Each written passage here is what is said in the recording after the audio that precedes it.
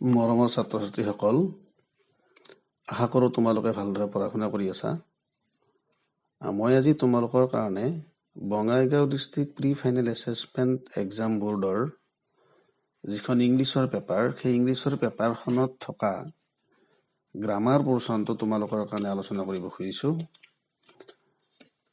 Question পেপাৰখনত 34ৰ পৰা 45লৈ এইখিনি grammar আহিছে আৰু 61ৰ পৰা 63 লৈ এইখিনি গ্ৰামাৰ আহিছে। গতিকে এই গ্ৰামাৰখিনি মই তোমালোকৰ কাৰণে আজি আলোচনা কৰিব খুজিছোঁ। ইয়াৰে প্ৰথম 34 কুৱেশ্যনত আহিছে Sita and Gita never miss within bracket classes. ইয়াতে অপশ্যনত দিছে মিছেজ, অপশ্যন বিত দিছে মিছ, অপশ্যন চিত দিছে মিছড, অপশ্যন ডিত দিছে মিছিং। ইয়াতে মানে টেন্স কাৰেকশ্যন কৰিব দিছে এইখিনি। গতিকে Sita and Gita never miss classes হ'ব, কাৰণ সীতা আৰু গীতা দুয়োটা বেলেগ বেলেগ, মানে দুটা ছাবজেক্ট হোৱাৰ লগে লগে ছাবজেক্টটো প্লুৰেল নাম্বাৰ আছে। গতিকে ছাবজেক্টটো যিহেতু প্লুৰেল নাম্বাৰ আছে, ভাৰ্বটো প্লুৰেল নাম্বাৰে হ'ব। গতিকে ইয়াতে মিছ হ'ব। Sita and Gita never miss classes. Sita আৰু গীতাই কেতিয়াও ক্লাছ ক্ষতি নকৰে। 35 কুৱেশ্যন নম্বৰত আহিছে if you within bracket be here you could enjoy the movie. এইটো মানে টেন্সৰে কাৰেকশ্যন কৰিব দিছে। অপশ্যনত আছে বি, অপশ্যন বি আছে ৱেৰ, অপশ্যন চি আছে হেড বিন, অপশ্যন ডি আছে আৰ। গতিকে ইয়াতে চেণ্টেন্সটো আছে ইফ ক্লজ, অৰ্থাৎ কণ্ডিশ্যনেল চেণ্টেন্সৰ এইটো চেণ্টেন্স। গতিকে কণ্ডিশ্যনেল চেণ্টেন্সৰ যিটো 2 নম্বৰ মানে আমাৰ টাইপ, সেই 2 নম্বৰ টাইপত আহিছে। ইফ ক্লজটো আছে ইফ ক্লজটোৰ মানে মেইন ক্লজটো আছে পাষ্ট টেন্সত। গতিকে ইফ ক্লজটো পাষ্ট টেন্সতে হ'ব। গতিকে if you were here you could enjoy the movie. যদি তুমি ইয়াত থাকিলাহেঁতেন তুমি চিনেমাখন উপভোগ কৰিব পাৰিলাহেঁতেন। গতিকে অপশ্যন বিটো ইয়াৰে কাৰেক্ট আনচাৰ হ'ব। তাৰ পাছৰ চেণ্টেন্স আহিছে 36 নম্বৰ question I within bracket not meet my friends for a long time. এই চেণ্টেন্সটোতো আমাক টেন্সৰে কাৰেকশ্যন কৰিব দিছে।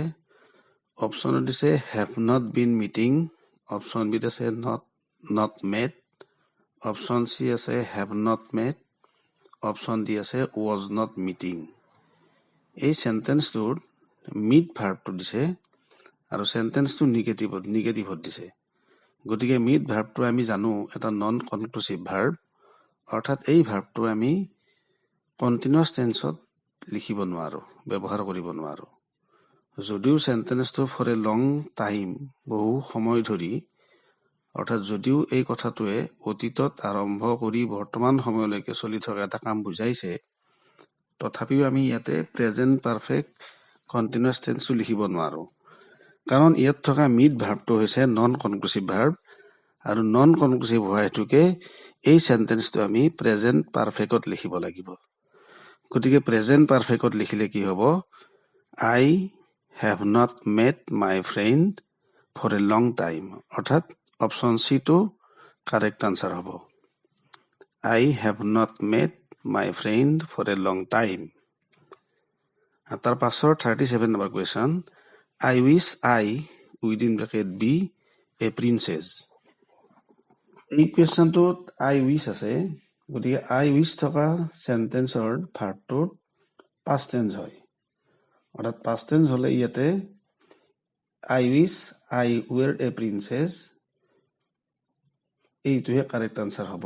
অপশ্যনত দিছে কিন্তু এম, 1 নম্বৰ অপশ্যনত আছে এম, তাৰপিছত বিত আছে ৱেৰ, চিত আছে ৱাজ আৰু ডিত আছে উড বি। গতিকে ইয়াৰে কাৰেক্ট আনচাৰ হ'ব I wish I were a princess.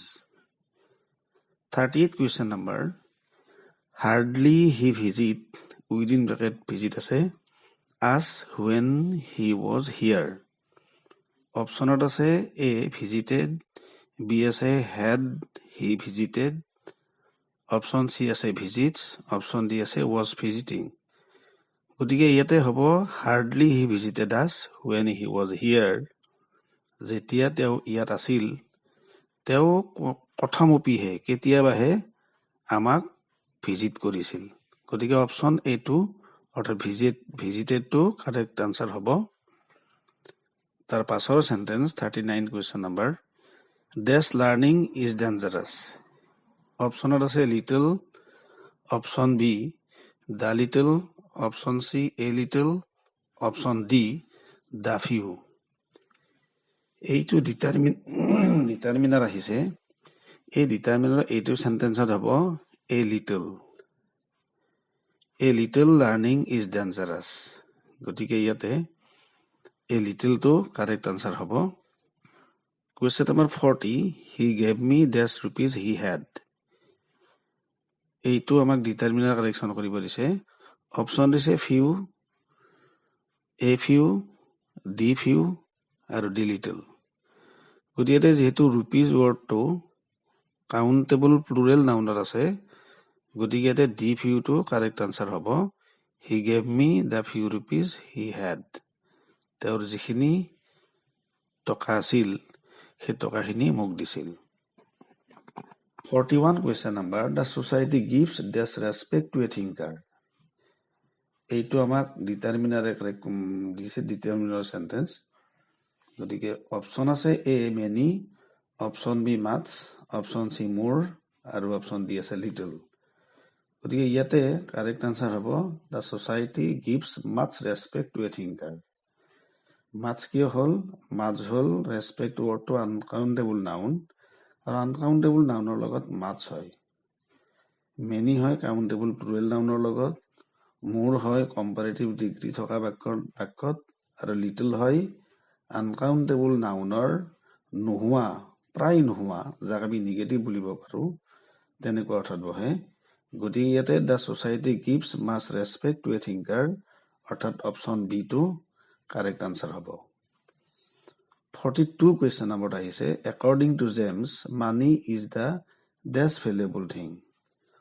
অপশ্যনত আছে এ লিটল, অপশ্যন বি আছে লেছ, অপশ্যন চি আছে লিষ্ট, অপশ্যন ডি আছে বোথ এ এণ্ড বি। গতিকে চেণ্টেন্সটো পঢ়িলে আমি দেখা পাম, মানে যিটো খালী ঠাই আছে, খালী ঠাইৰ আগত ডি আৰ্টিকেল আছে, আৰু অপশ্যনত আছে লিটল, লেছ, লিষ্ট, অৰ্থাৎ লিটলৰ কম্পাৰেটিভ আৰু ছুপাৰলেটিভ ডিগ্ৰীৰ ফৰ্ম আছে। গতিকে আমি জানো ছুপাৰলেটিভ ডিগ্ৰীৰ আগত সদায় ডি আৰ্টিকেল বহে। গতিকে আমি ইয়াতে কাৰেক্ট আনচাৰ হ'ব according to James money is the least valuable thing. লিষ্টটো হ'ল ছুপাৰলেটিভ ডিগ্ৰী, গতিকে অপশ্যন চি লিষ্টটো কাৰেক্ট আনচাৰ হ'ব। 43 question number, mister Sharma is a man of great dash. Option A আছে প্ৰিন্সিপাল, অপশ্যন বি আছে principle.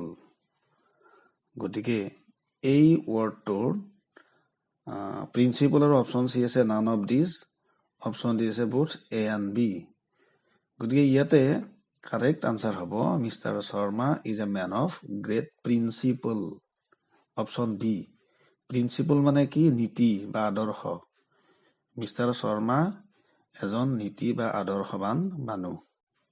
Principal মানে এই অপশ্যনটো যে আছে প্ৰিন্সিপাল, প্ৰিন্সিপাল মানে অধ্যক্ষ বা প্ৰধান। গতিকে ইয়াতে mister Sharma is a man of principle, অৰ্থাৎ বি অপশ্যনটো কাৰেক্ট হ'ব। 44 কুৱেশ্যন নম্বৰত আহিছে, the old man knew his death was ডেছ।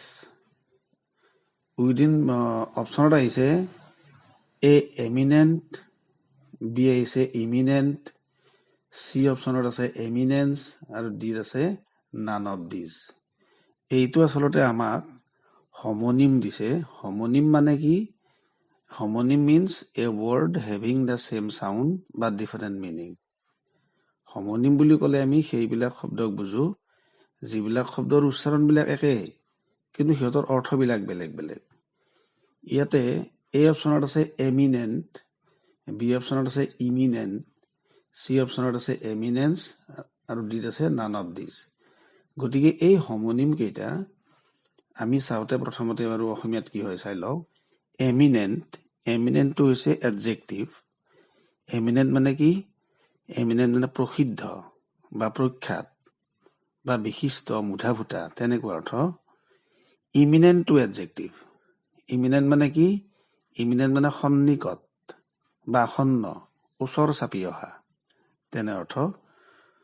তাৰপিছত এমিনেন্স, এমিনেন্সটো হৈছে নাউন আৰু এমিনেন্সিও হয় নাউন ফৰ্ম। গতিকে ইয়াত আমাক এমিনেন্স দিছে। গতিকে এমিনেন্স মানে শ্ৰেষ্ঠতা বা প্ৰসিদ্ধি বা বিশিষ্টতা, এইটো নাউন ফৰ্ম।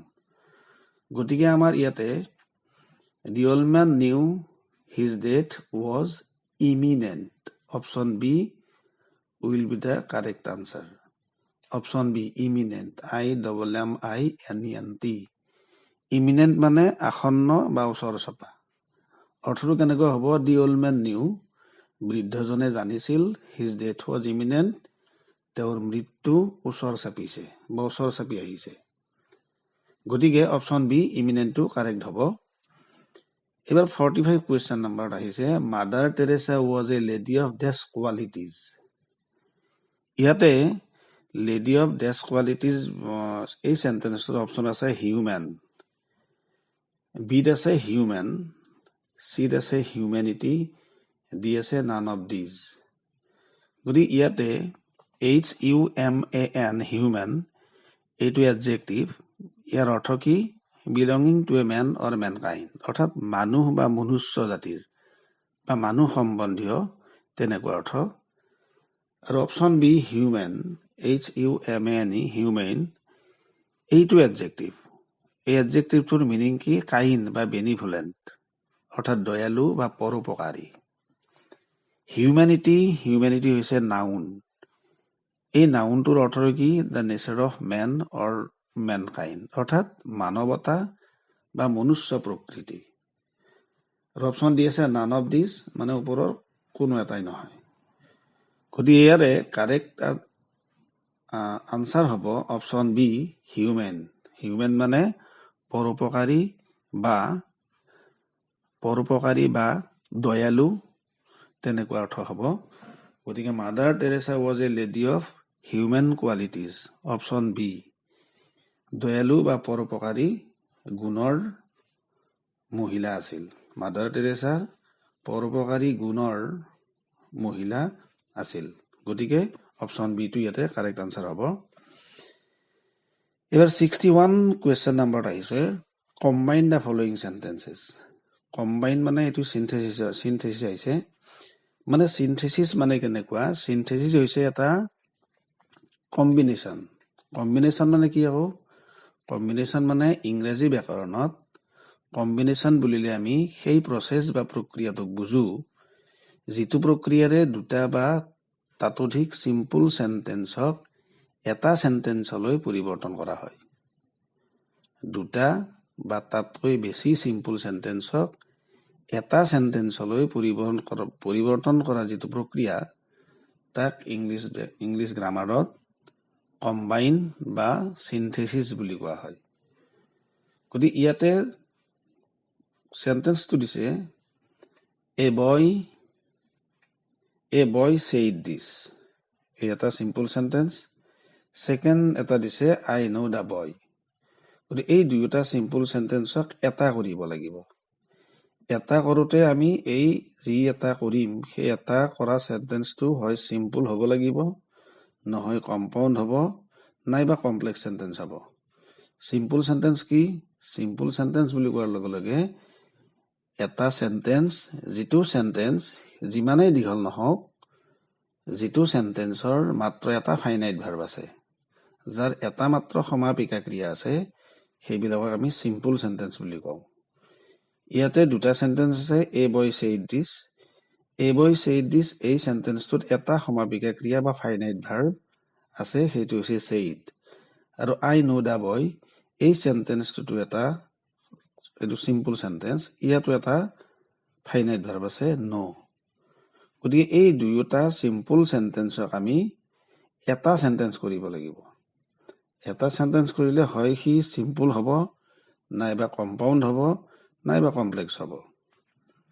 গতিকে আমি ইয়াতে কি কৰোঁ? A boy said this, I know the boy. গতিকে এই সেন্টেন্সটো এটা সেন্টেন্স কৰিব লাগিলে A boy said this, I know the boy. I know the boy who said this. গতিকে I know the boy who said this বুলি কোৱাৰ লগে লগে সেন্টেন্সটো কমপ্লেক্স সেন্টেন্স হ'ল। কমপ্লেক্স সেন্টেন্স কেনেকুৱা হয়? কমপ্লেক্স সেন্টেন্স যাক অসমীয়াত জটিল বাক্য বা মিশ্ৰ বাক্য বোলে, সেই কমপ্লেক্স সেন্টেন্সত এটা প্ৰিন্সিপাল ক্লজ থাকে আৰু এটা বা তাতকৈ বেছি সাবঅৰ্ডিনেট ক্লজ থাকে। আমি যিটো ইয়াতে কম্বাইন কৰিলো I know the boy who said this, ইয়াৰে I know the boy এইটো হৈছে principal clause, who said this এইটো হৈছে সাবঅৰ্ডিনেট ক্লজ। গতিকে এটা প্ৰিন্সিপাল ক্লজ আছে আৰু এটা সাবঅৰ্ডিনেট ক্লজ আছে। গতিকে এই সেন্টেন্সটো কমপ্লেক্স সেন্টেন্স। গতিকে আমি কম্বাইন কৰিলে I know the boy who said this এইটো আনসাৰ হ'ব। নেক্সট বি কুৱেশ্যন আহিছে, where has he gone? Do you know it? দুয়োটা সেন্টেন্সে ইন্টাৰোগেটিভ সেন্টেন্স আছে। গতিকে আমি যেতিয়া ইয়াক এটা সেন্টেন্সলৈ নিম, তেতিয়া কোনোবা এটা সেন্টেন্সক আমি ইন্টাৰোগেটিভ ফৰ্মটো এছাৰ্টিভ ফৰ্মলৈ নিব লাগিব। দুয়োটা সেন্টেন্স আমি ইন্টাৰোগেটিভত ৰাখিব নোৱাৰো। গতিকে do you know where he has gone? তুমি জানানে তেওঁ কলৈ গ'ল? গতিকে সেন্টেন্সৰ আনসাৰ হ'ব do you know where he has gone? কিন্তু আমি এনেকৈ লিখিব নোৱাৰো do you know where has he gone? যদি আমি where has he gone লিখো, তেনেহ'লে এই সেন্টেন্সটো অৰ্থাৎ এইটো ক্লজো কি থাকিব, মানে ইন্টাৰোগেটিভ সেন্টেন্স হৈ থাকিব।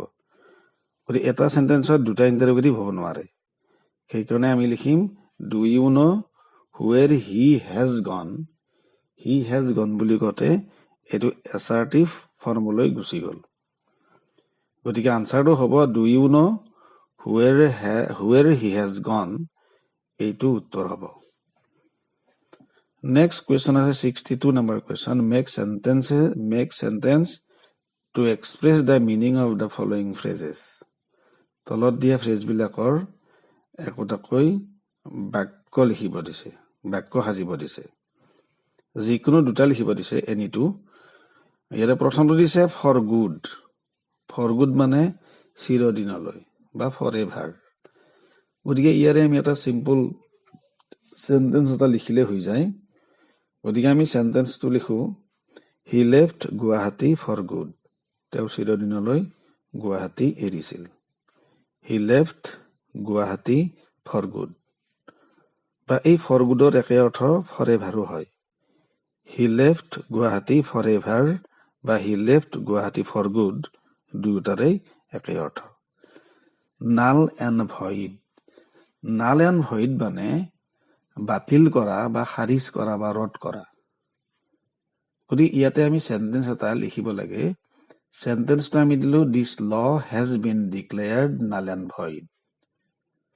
দিছ ল হেজ বিন ডিক্লেয়াৰ্ড নাল এণ্ড ভইড।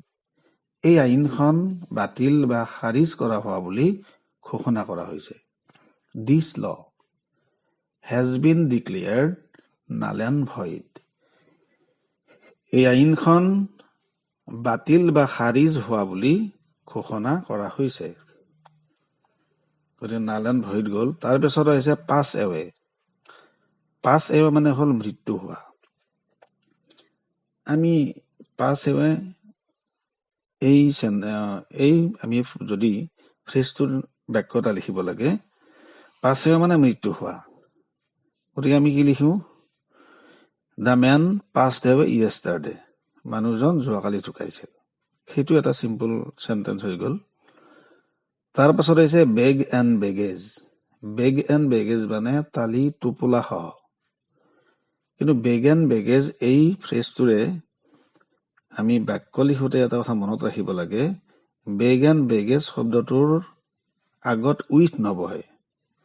কাৰণ উইথে যিটো অৰ্থ বহন কৰে, বেগ এণ্ড বেগেজে সেইটো অৰ্থ বহন কৰে।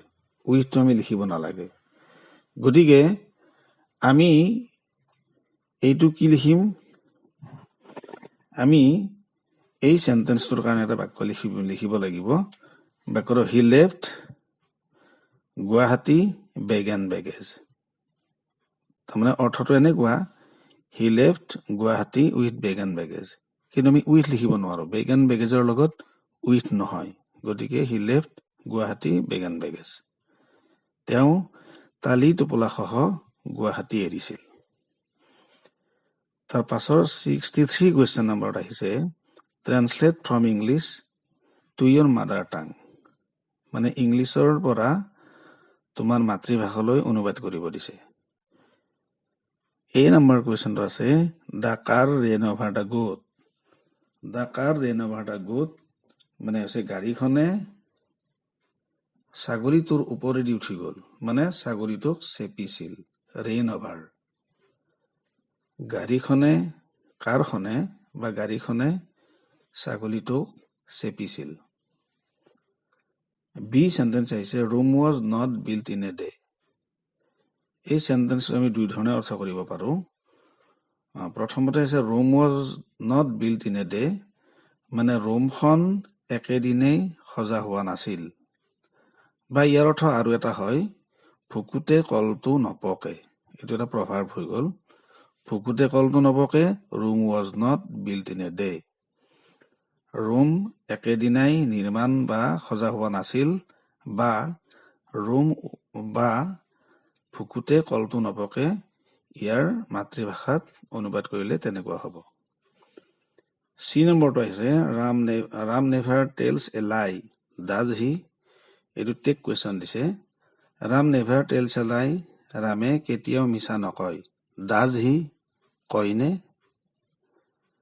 এইটো টেক কুৱেশ্যন। ৰামে কেতিয়াও মিছা নকয়, কয়নে? এইটো উত্তৰ। তাৰপিছত ডি কুৱেশ্যন আহিছে flood is the burning problem of Assam.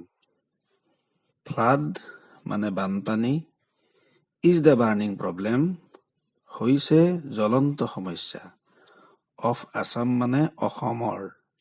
বানপানী অসমৰ জ্বলন্ত সমস্যা। মৰমৰ ছাত্ৰ ছাত্ৰীসকল,